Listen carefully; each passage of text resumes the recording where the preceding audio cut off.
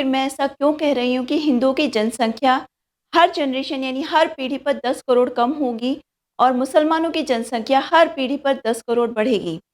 ये मेरे कोई अपने डाटा नहीं है, ये एक फैक्ट है। वो कैसे?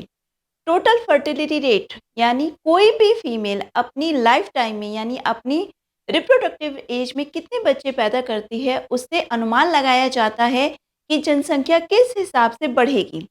टोटल फर्टिलिटी रेट अभी हिंदुओं का भारत में 1.9 आ गया है।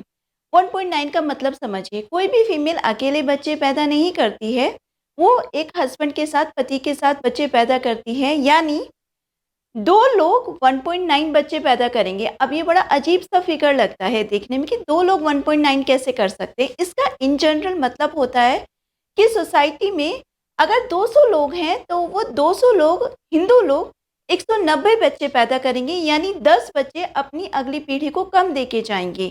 और जब इसे हम बड़े लेवल पे कैलकुलेट करें कि हम ये माने हमारे हिंदुओं की जनसंख्या 100 करोड़ है भारतवर्ष में, तो वो 100 करोड़ लोग अगले जनरेशन में 10 करोड़ कम हो जाएँगे और वो 90 करोड़ पर आ जाएँगे।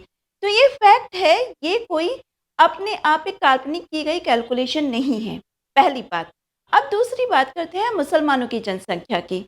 मुसलमानों का टोटल फर्टिलिटी रेट 2.4 से 2.6 के बीच में चल रहा है आंकड़ों के हिसाब से। मतलब 2 युवा यानी 2 युगल 2 से ज़्यादा या 3 बच्चे पैदा कर रहे हैं। इसको अगर हम ओवरऑल कैलकुलेट करें और ये माने कि 200 युगल मुसलमान 240 या 260 बच्चे लगभग पैदा करेंगे, क्योंकि कुछ डाटा तो 2.6 फर्टिलिटी रेट बताते हैं और कुछ डाटा उनका 2.4 बताते हैं। लेकिन जैसा हम सब जानते हैं कि ये लोग बच्चों की संख्या हमेशा कम करके बताते हैं, तो मेरा मानना ये है कि इनका टोटल फर्टिलिटी रेट 2.6 है, जहाँ तक है। हो सकता है वो उससे ज़्यादा भी हो। लेकिन अगर मैं 2.6 को भी कैलकुलेट करती हूँ और ये मानती हूँ कि आज के समय में उनकी जनसंख्या लगभग 30 करोड़ है, तो इसका मतलब वो 30 करोड़ लोग अगली पीढ़ी में 40 करोड़ हो जाएँगे। वो कैसे? 2 लोग पैदा करेंगे लगभग 2.6 बच्चे, यानी 200 लोग पैदा करेंगे 260 बच्चे, और लगभग 30 करोड़ लोग पहुंच जाएंगे लगभग 39 करोड़ यानी 39 करोड़ पर।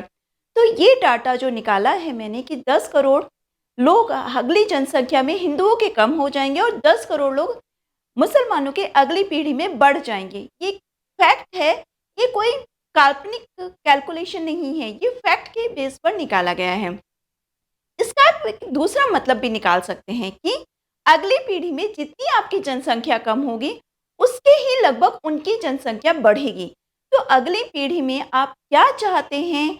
आप क्या मुगल काल को वापस लाना चाहते हैं या उससे बचने के लिए कोई उपाय करना चाहते हैं? ये सवाल और इसका उत्तर मैं आप लोगों पर छोड़ती हूँ।